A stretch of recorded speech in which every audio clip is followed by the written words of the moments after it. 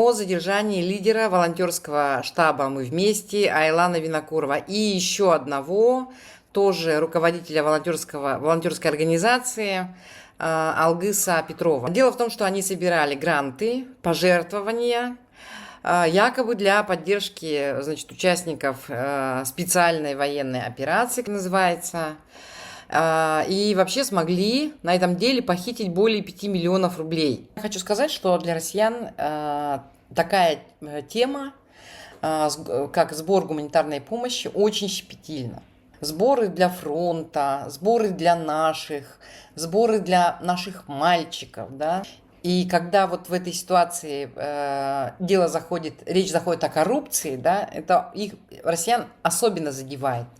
Потому что речь идет о тех вещах, которые они воспринимают буквально как святые.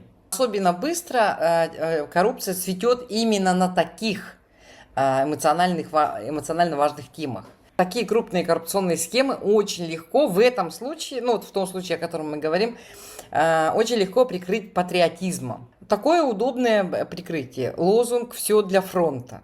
Под этот лозунг можно получать огромные деньги. Быстро и, ну, еще раз повторю, без контроля, да, на волне эмоций можно получить. Вот, нашим мальчикам очень нужно, давайте быстро соберем. Но если бы кто-то задал вопрос, отчитайтесь, да, ему бы сразу в ответ сказали бы: ты что, против наших, значит, бойцов, которые жизнь свою отдают ради нашей Родины, ради того, чтобы вот такие, как ты, мирно жили, значит, мирно спали и мирно ели у себя в Якутске. То есть любая попытка задать вопрос тут же объявляется непатриотичной. И этот человек тоже объявляется непатриотичным.